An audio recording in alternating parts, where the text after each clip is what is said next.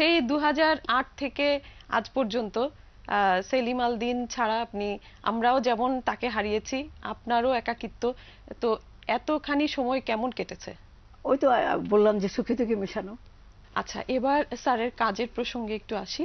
সেটা আচ্ছা, হচ্ছে তার যে বিচ্ছিন্ন কিছু কাজ আছে, এটা হ্যাঁ, নিয়ে কি আপনার কোনো চিন্তা বা কোনো পরিকল্পনা আছে? পরিকল্পনা তো অনেকই ছিল, কিন্তু একটা কথা আছে না যে স্বাদ আছে সাধ্য নাই, এরকম। তো আমি হচ্ছে সেলিম আল দ্বীন ফাউন্ডেশন করেছি আমরা, ঢাকা থিয়েটার আমরা মিলে। তাদের মাধ্যমেই আজ বছর দুয়েক হলো তার জন্মদিন মৃত্যুদিন পালন করছি। আর আমি যেটা ভাবছি যে এর পরবর্তী সময়ে এখানকার গুণীজনদের ডাকবো, তারা যা সাজেশন দেবেন সেই মতো আমরা কাজে এগোবো। আর এখন যেটা আমি যে কাজটা হাতে নিয়েছে এখন, সেটা হচ্ছে তার কবরটা বাঁধাই করা। কারণ আমি দেখেছি যে ক্যাম্পাসে অনেক দেশি বিদেশি যারা আসেন, তারা তার কবরটা দেখতে আসে। হ্যাঁ, তো একটা নকশা করেছি, সেটা হচ্ছে ওখানকার স্থাপত্যের সাথে মিল রেখেই একটা নকশা, তবে সাধারণ কবরের মতো হবে না। ওইটা করব, এই নকশাটা আমরা মাননীয় উপাচার্যের সমীপে পেশ করেছি।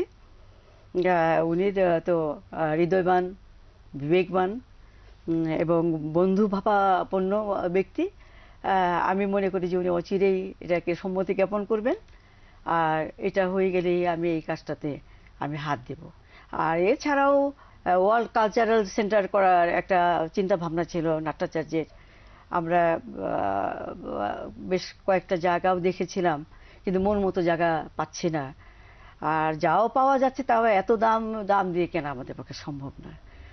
তো আমরা চাচ্ছিলাম যে যদি সরকারি কোনো মানে যাকে বলা হয় খাস জমি, এ ধরনের যদি কোনো জমি পাওয়া যায়, মানে একটু বেশি পরিমাণ জায়গা সরকার থেকে যদি অধিগ্রহণ করা যায়, তাহলে সেখানে আমরা চেষ্টা করবো। আর সরকারের সহযোগিতা ছাড়া এটা তো সম্ভব, একার পক্ষে তো সম্ভব কোনো ক্রমেই না। তবুও আমি বলবো যে দেশে যারা গুণীজন আছেন, তারা নিশ্চয়ই আমাকে এই কাজে সাহায্য করবেন, এগিয়ে আসবেন, এটা আমি মনে অবশ্যই করছি। আমরা সেটাই আশা করি।